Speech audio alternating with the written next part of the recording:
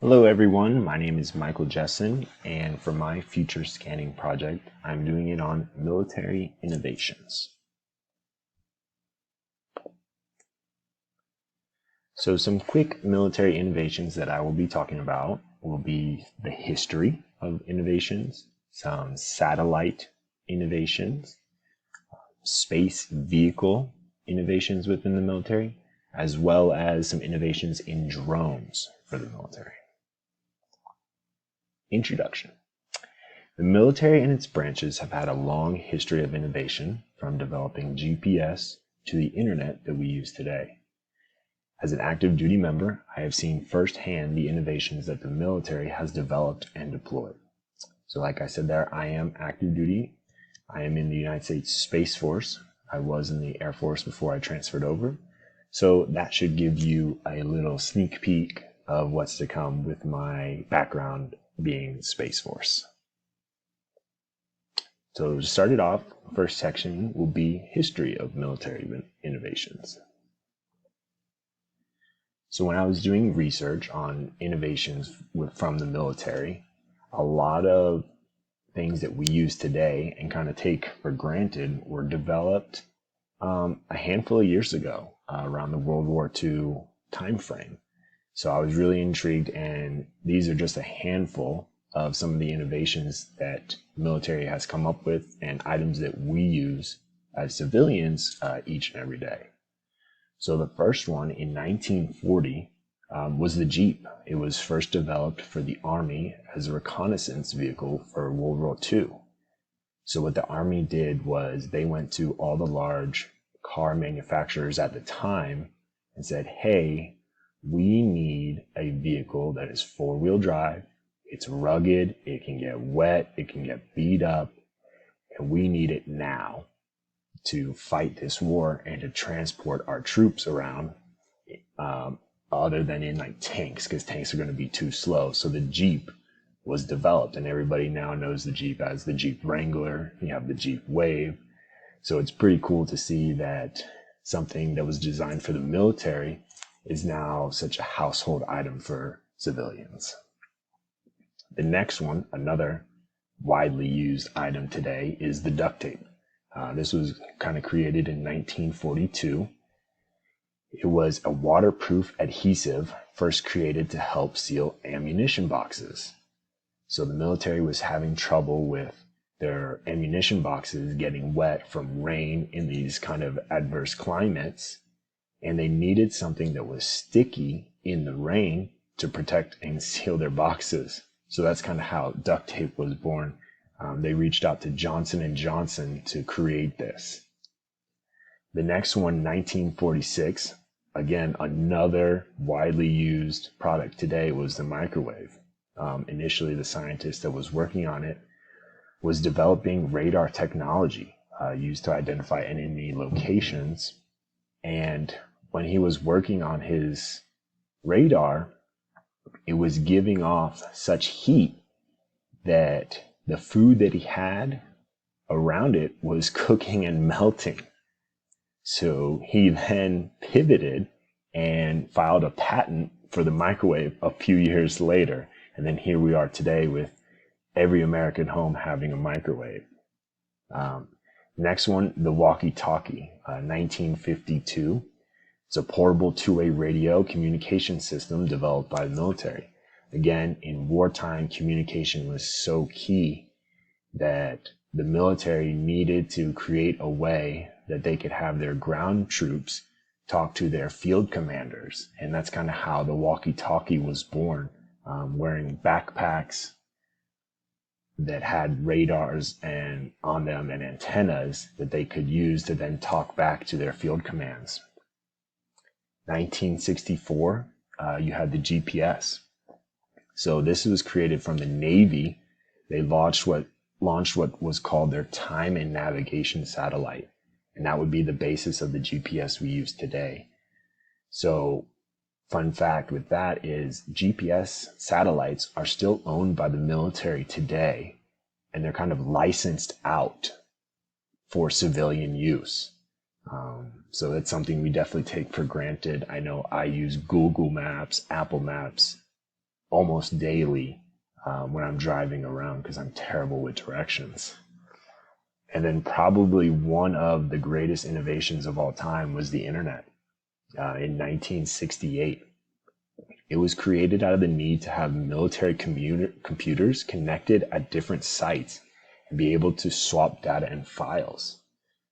So that was really the basis of it. And the military reached out to some small businesses and said, hey, we need to create some kind of network where someone at this base can then transfer some data and some files to another base through the computers. And it was originally called ARPANET, and it was started by a company called DARPA. And so that ARPANET then evolved, and the military was like, oh, well, we can expand it. And as it expanded, then they were like, well, this could be good for civilian use. And here we are today. I'm using the internet right now. And the military was the one who kind of created it all. So, and those are just a couple of the innovations that the military came up with. And here is another slide with some more military innovations that I won't go into great detail, but they had a hand in creating packaged salad mixes, EpiPens, Pringles, bug spray, Chef Boyardee, disposable sanitary pads, Kleenex, and electric razors. I know for myself, having gone through basic training and eating the meals that are in the bags that you kind of like last for like 20, 30 years, I can see how we created packaged salad mixes and the Pringles and Chef Boyardee foods that needed to last a long time. And it's kind of funny to see how those have now translated into the civilian use. So I'll post a link as well in my resources tab where you can then kind of get the background on all of these other innovations by the military as well. So for my next section of military innovations, we're going to talk about satellites. And the satellites are ever growing. There are thousands of satellites circling the Earth each and every day, and we are depending more and more on satellites.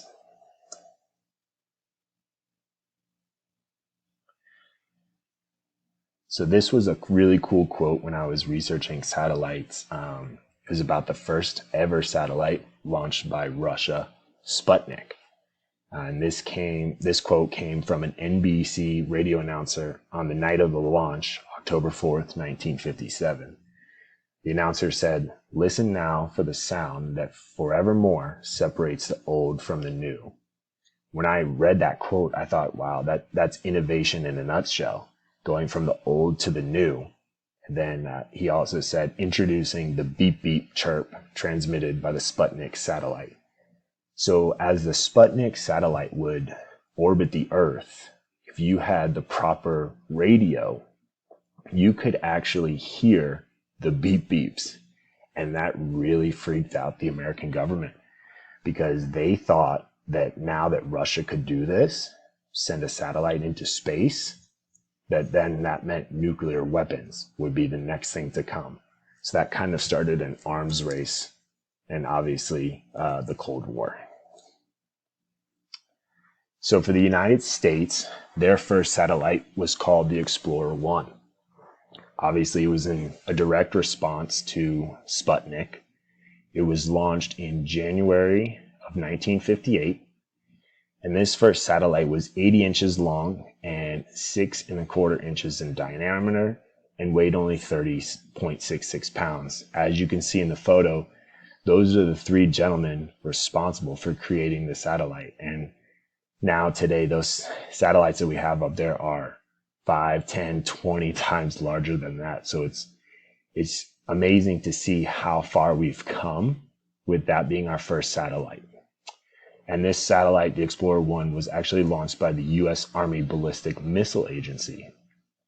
So this was just the beginning of what will become such a vital resource in the world today. As I said, we depend so much on satellites.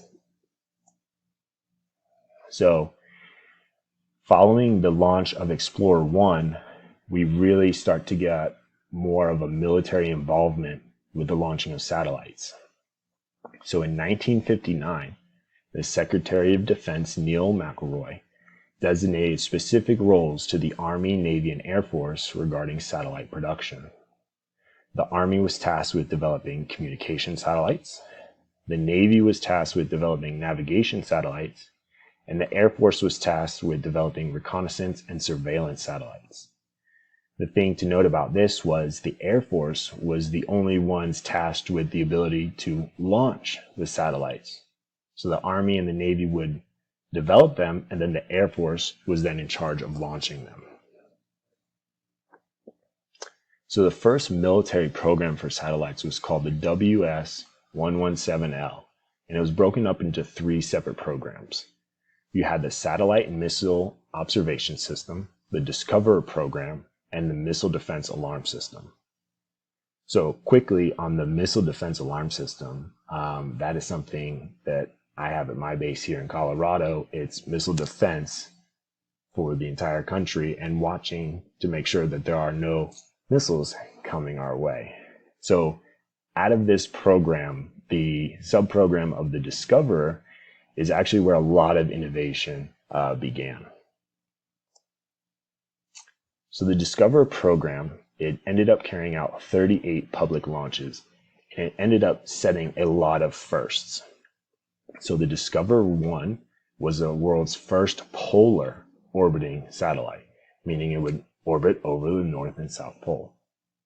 Discoverer 2 was the first satellite to be maneuvered on command from Earth, which back in the day, you could imagine how excited they were to be able to control a satellite from Earth all the way up in space. You know, whether it was just barely moving the wings of it, that in itself was an innovation and something that has never been done before. Discoverer 13 ejected a capsule that was recovered in the Pacific Ocean, making it the first successful recovery of a man-made object ejected from an orbiting satellite. So that an innovation of itself, because a lot of the satellite parts would burn up back coming into the atmosphere. So they were then able to develop a satellite that could survive that. So that was a great innovation. And then the last Discoverer was the first satellite to eject a capsule containing film from orbit, thus beginning the age of satellite reconnaissance. So this satellite went up, was able to capture some film, and then bring that film back to land to then be taken a look at by the military. So as I alluded to earlier, the military created GPS, the Navy. And today, again, we use that in everything that we do. So just a little bit more information on that. The military needed a way to accurately measure navigation through electronic means, and thus GPS was born. The GPS system allowed a GPS receiver, soldier or military vehicle, or like a ship in the Navy, to connect to 3 or more satellites to trilaterate their position. GPS wasn't shared with the world until the 1980s when President Ronald Reagan made it available after a Korean airliner was shot down by Soviet fighters when it strayed off course due to navigational errors.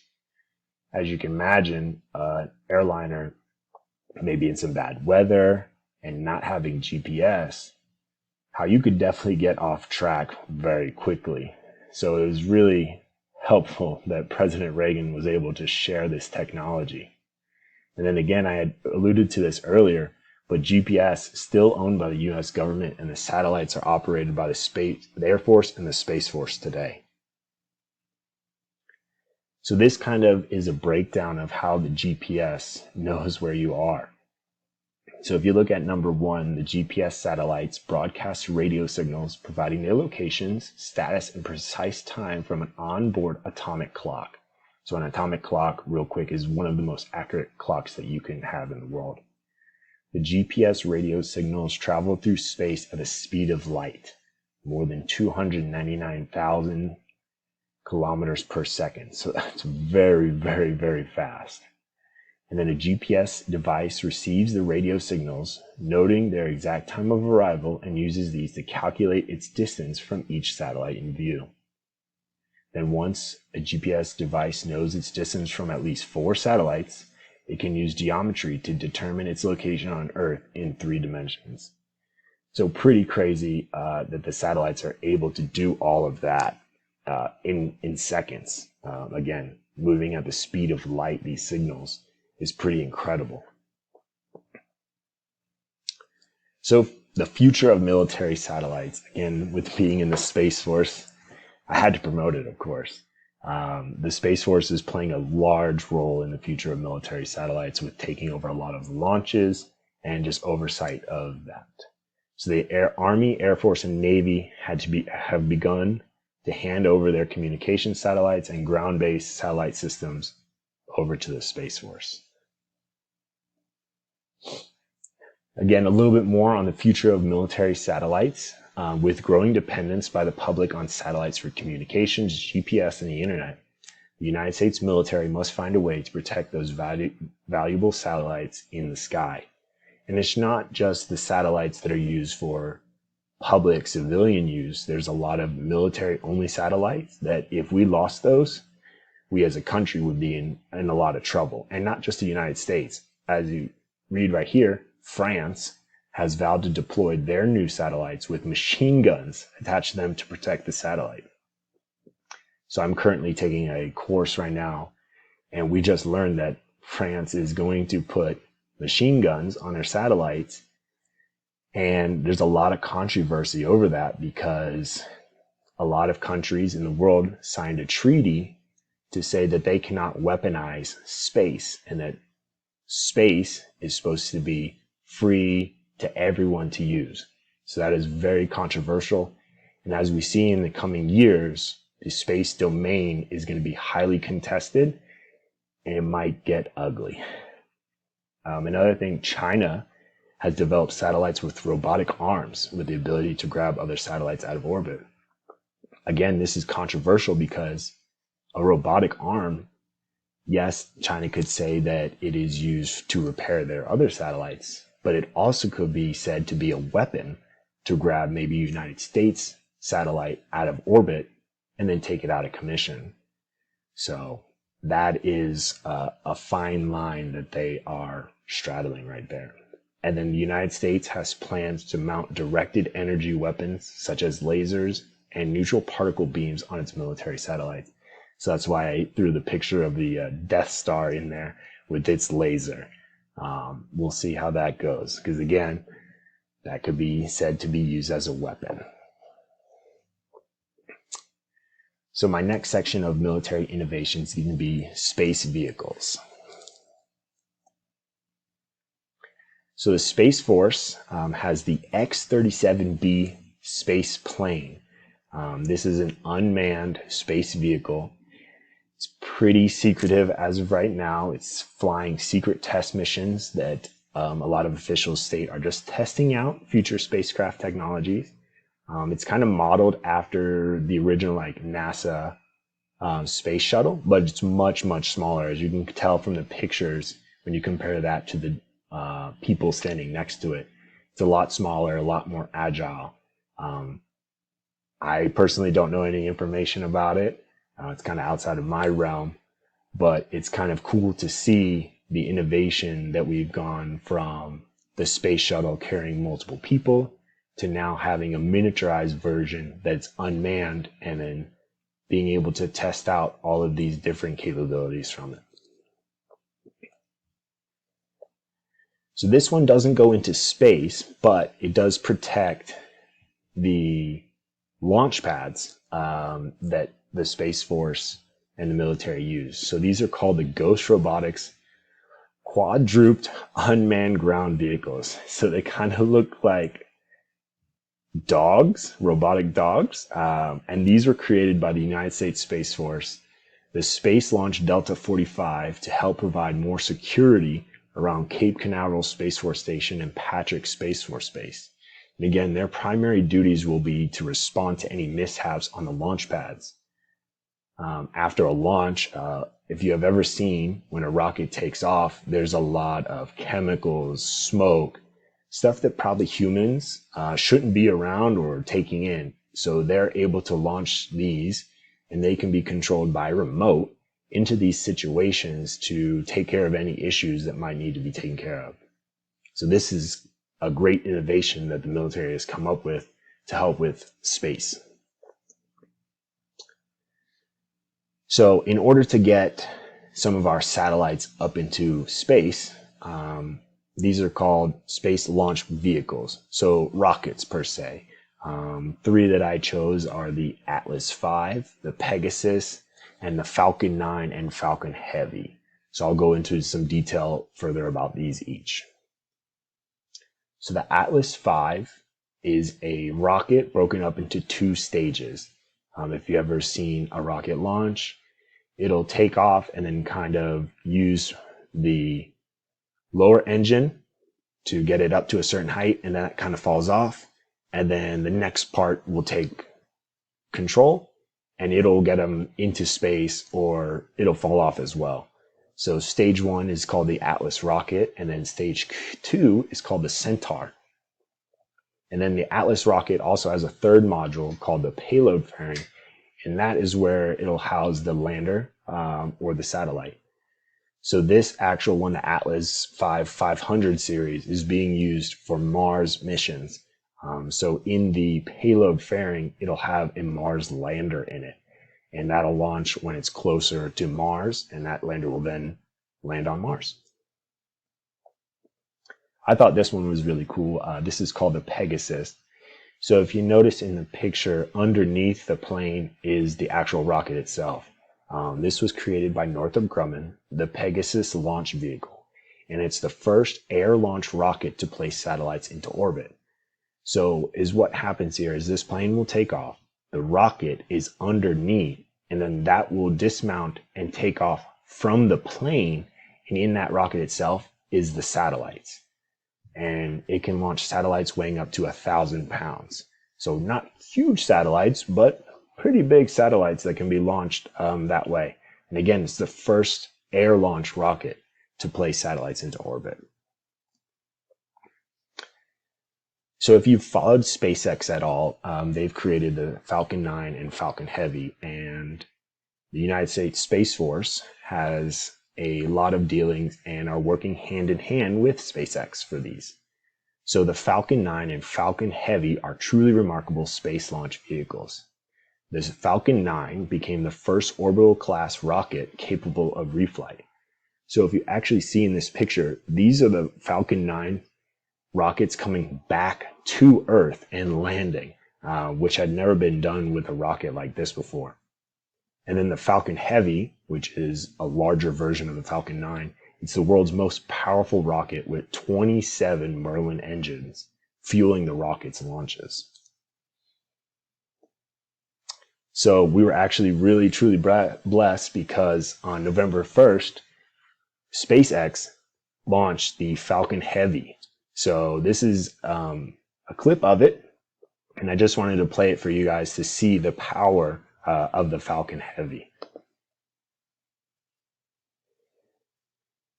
I'm going to forward to right before the launch itself.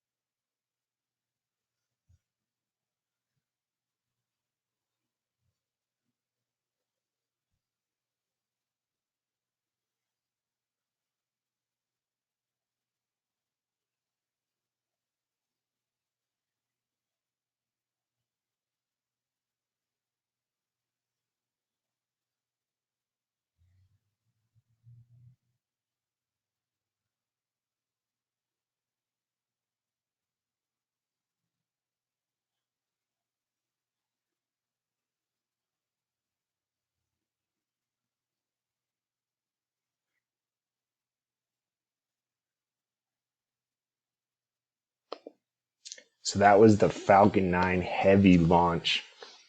Pretty remarkable. Again, if you had seen on the video there, it said it hadn't been launched in 3 years. So pretty cool to see that back up in action. So for my next subject and last for military innovations, we're going to talk about some drones. These are just a few pictures of unmanned aerial vehicles, aka drones. So the first one I wanted to talk about was the X-45A, and this was the first modern UAV designed specifically for combat strike missions. So when you watch those movies about the drone coming in to get the bad guy, this is the one. And it was built with fully retractable landing gear and composite fiber reinforced epoxy skin. So it would land just like a regular plane with landing gear, which was kind of cool. And then you had the Pioneer RQ-2A. And this provided field commanders with real-time reconnaissance, surveillance, target acquisition, and battle damage information. So it was able to fly around the battlefield and see kind of what's going on and relay that back to the field commanders, so they didn't need to be right there in the action, but they could provide information back to headquarters. Then this drone, when I was researching it, it's kind of interesting because it became the first UAV to have enemy soldiers surrender to an unmanned aerial vehicle. So when it was in Kuwait, it was flying over for reconnaissance, and the enemies there saw it. They got scared. They threw their hands up in the air and surrendered. And then the drone was able to relay that information back, and troops were able to come in and take them out. So that was really cool in the first time. And then last we have the General Atomics MQ-1L Predator A. And this represented the first remotely piloted aircraft system. So the Predator, as they called it, had a crew of 3 that would remotely pilot the aircraft. So they would just be sitting at a base or on a Navy ship, and they'd have a pilot, a sensor operator, and a mission intelligence coordinator. So obviously the pilot would be flying it, sensor operator would be making sure all of the diagnostics for the Predator were going all right, and then the mission intelligence coordinator would then be gathering all the information that the Predator was giving back to them, and then relay that to its leadership. And then also the Predator was the first to have its operators fly it remotely and fire precision weapons in real time from a ground station on the other side of the globe. So you can imagine this drone is flying around in the Middle East, and there's somebody back on the East Coast of the United States controlling it. So pretty cool innovation right there. So in summary, the military has been on the forefront of innovation and will continue to be, with new focuses on space and other life-altering technologies. So thank you very much, everyone, for watching my military innovations presentation. Bye-bye.